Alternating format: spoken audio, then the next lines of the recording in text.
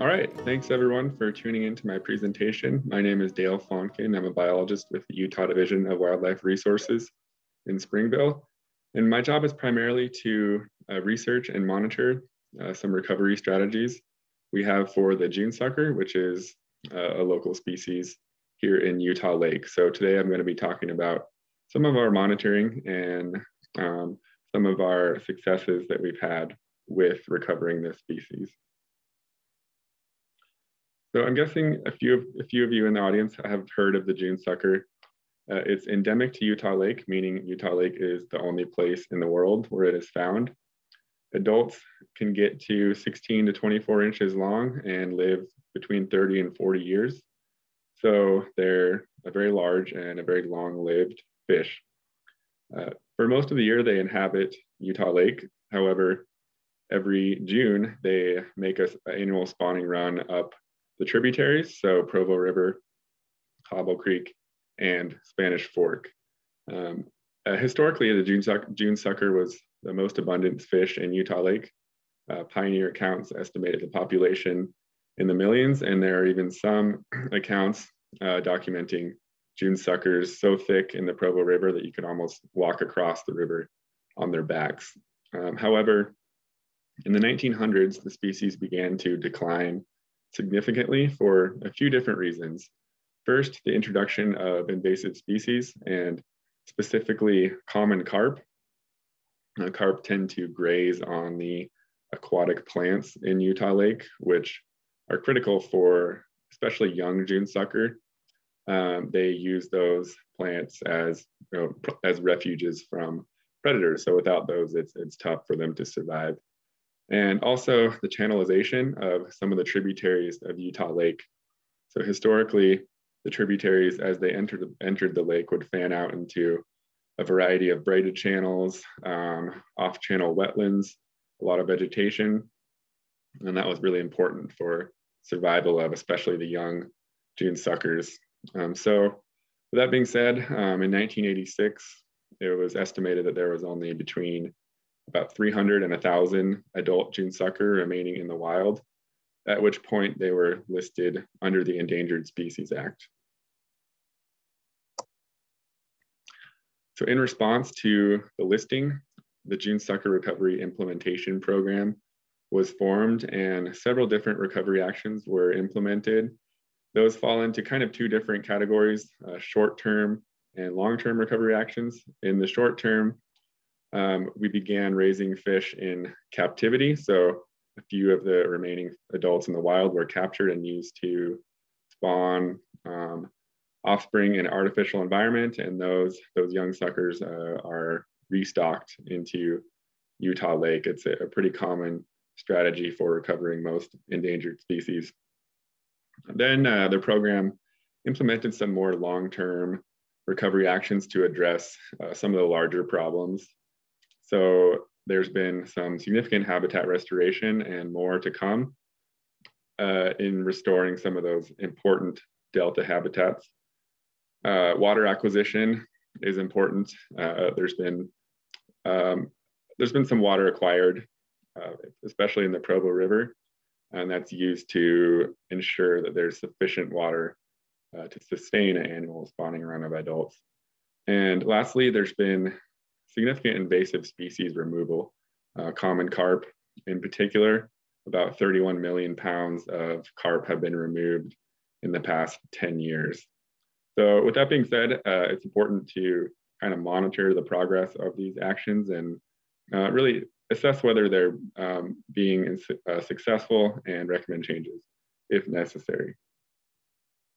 So first, I'm going to talk about hatchery supplementation. So in 1990, like I said, a few suckers from the wild were captured and used to start a hatchery program to raise suckers in a variety of different environments where they could then be restocked into Utah Lake.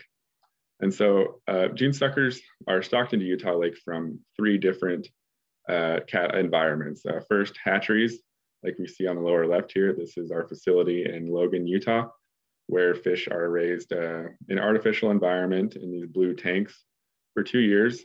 After that, they're stocked into Utah Lake. We also have what are called grow out ponds pictured here in the middle. And those contain June sucker, which were raised in a hatchery for a year, and then they were transferred to these ponds where they reared for an additional year before being stocked into Utah Lake. The purpose of that is to try and condition these hatchery fish to a more natural environment before stocking them into Utah Lake. Lastly, we have a couple of different refuge populations, and those are reservoirs which were stocked with June sucker many years ago, and now they contain completely self-sustaining populations. So we no longer stock those refuge populations. They reproduce on their own. We just use them as essentially a free hatchery. So we just collect those fish annually and transport them to Utah Lake. So there's a variety of different environments that we stock fish from. Additionally, we've been stocking fish at differing sizes and different times of year. So given all this variety in our stocking methods, it's really important to look at and analyze which one of these environments, what time of year, what size produces the best survival for these stocked fish. And with that in mind, we implant stocked fish with what are called passive integrated transponder tags.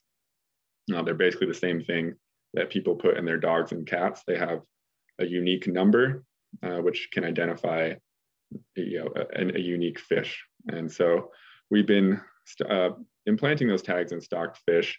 And what that does is it allows us to look for these fish and recapture them in Utah Lake, and thus allowing us to kind of estimate the survival of fish from all these different places. So that's a project that we've had ongoing for the past several years. So another key component of that project, looking at survival, is detecting these fish in Utah Lake. And we do that with what are called pit tag antennas. You can see one pictured here on the bottom center of this slide. And they're basically big PVC pipes which house wires which can detect fish as they move upstream. And these are anchored into the streams. We have them in the Provo River, Hobble Creek, and Spanish Fork. So when the June sucker make their annual spawning run up one of these tributaries, they will swim over this antenna, which detects the fish, stores that information. We can then download it and use it to look at survival of the stocked fish that we put into Utah Lake. So I'm not going to get into the nitty-gritty of kind of the stats and the modeling that we use to estimate survival, but I will show some of our results, which are pretty interesting. I'm going to go through this in detail. There's a lot going on here. So these three different panels here indicate our three different environments that we stock fish from. So we have hatcheries, grow out ponds, and refuge populations. We also broke it down into the season that these fish were stocked, and those seasons are indicated by colors. So this purple color indicates fish stocked in spring. This yellowish brown color indicates fish stocked in the fall, and the green color indicates fish stocked in the summer. So just to look at one example, this purple curve here, this indicates fish stocked from a hatchery in the spring. Another example, this curve here indicates fish stocked in the fall from grow out ponds. And you'll notice we don't have all seasons stocked for all origins. So for grow out ponds, we have only stocked fish in the fall. Ideally, we'd like to have all of that information so we could have a complete comparison, but we can still answer some important questions with the data that we have. So I'm going to explain the axes here too. So on the x-axis, we have the size at stocking of these fish. So between 100 and 500 millimeters. And on the y-axis, we have estimated survival from 0% to 100%. So I think there are a couple of important points here to take home.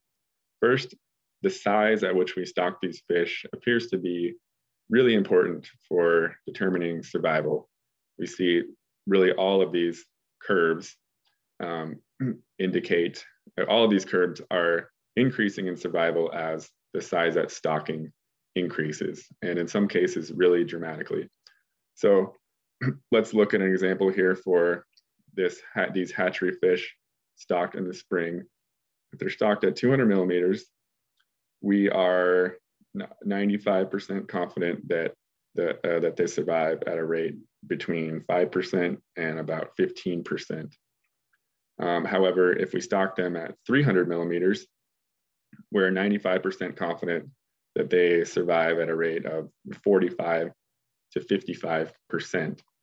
So you get a lot of extra mileage for raising those fish for an extra 100 millimeters, for example.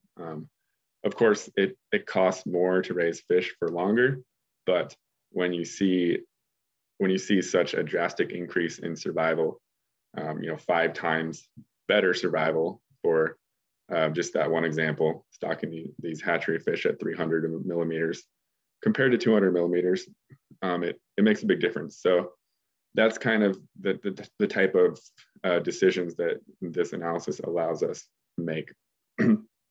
Another important point here is we're looking at what's the best season.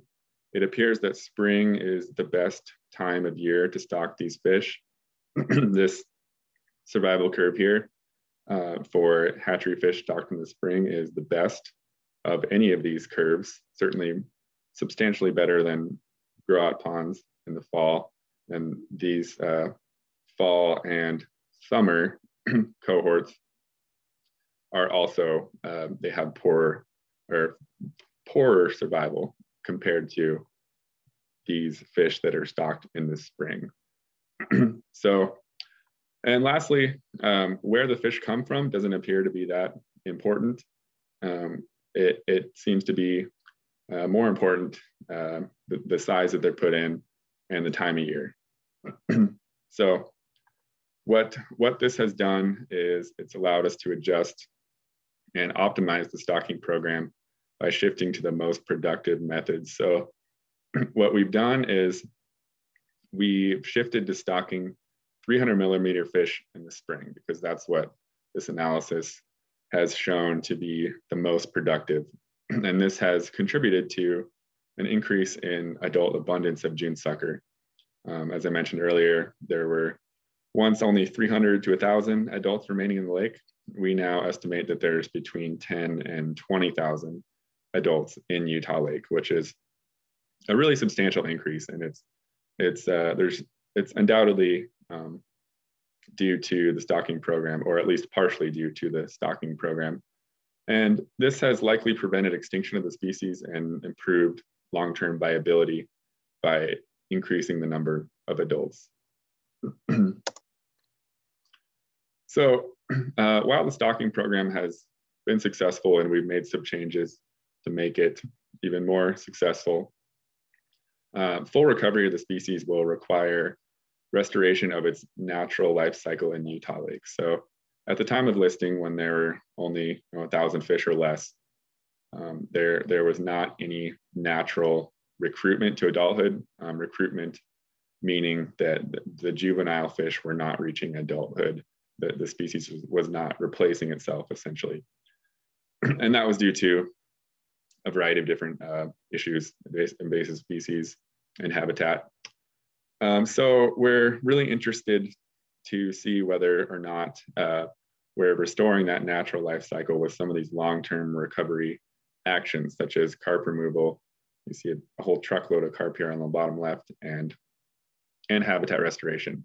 You're looking at a picture of Hobble Creek in, I believe, 2010, shortly after some important restoration work went on there. So with that being said, we want to see whether these long-term actions have resulted in long-term recovery of the species, whether or not they're now replacing themselves.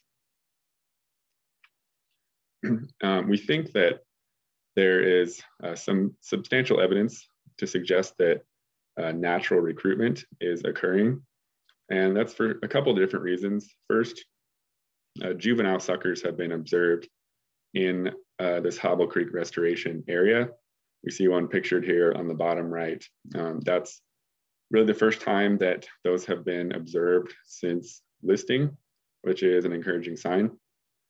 Also, about 20% of the adult June suckers in Utah Lake are of unknown origin. And what I mean by that is, as I mentioned earlier, all of the fish that we stock into Utah Lake have an identifying tag. So when we catch an adult June sucker in Utah Lake, we know where it's from, if it has a tag.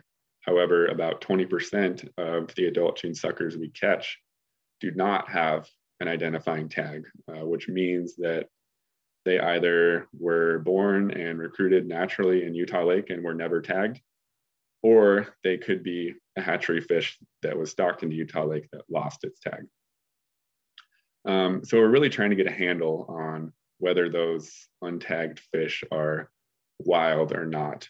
And lastly, given the increase in the population, from 1,000 to 10 and 20,000, it seems unlikely that that increase was solely due to the hatchery program.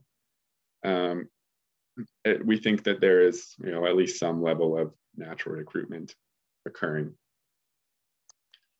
So it's really important to look at that, determine whether natural recruitment is occurring and at what rate, what level, because that's really the ultimate goal of the recovery program, is to restore the natural life cycle to the point where you don't really need stocking, you don't really need to supplement the population.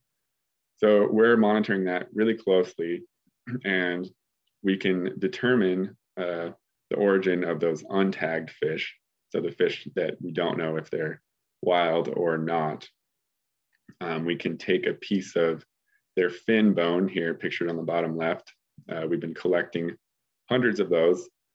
We can then compare the chemical composition of those fin bone, we call them fin rays. We can compare that to water samples from Utah Lake tributaries. And what that allows us to do is it allows us to say whether or not a fish is from a hatchery, or we can compare it to water samples from the Provo River, Spanish Fork, and Hobble Creek. And depending on what the chemical composition is, we can determine that that fish is wild and where it came from. So to make a long story short, we're going to determine the natural recruitment of June sucker at a population scale. We're going to be able to say with a pretty high degree of certainty what % of the total population is wild. And that's really important. We don't quite have those results yet, but we're going to get them very soon, probably this month. So that'll be really a key indicator of recovery. It'll really tell us a lot about how far we've gone with recovery of the species. So in conclusion, the June sucker recovery program has implemented strategies for immediate and long-term recovery of June sucker. We're monitoring those efforts really closely to evaluate their success and recommend changes if necessary. And lastly, these recovery actions and the research that have accompanied them have resulted in an increased abundance of June sucker and a downlisting. So, after we were able to estimate that the population is between 10 and 20,000 individuals, that's really a huge increase from when it was listed. So the U.S. Fish and Wildlife Service, the regulatory authority on endangered species, agreed with us that it was time to downlist the species from endangered to threatened, because the species is no longer in imminent danger of extinction, because there are now so many more adults out there in the lake. So that's about all I have. I'd be happy to answer questions if anyone has any. My email is listed here at the bottom of the slide. And yeah, thanks everyone for listening, and have a great day.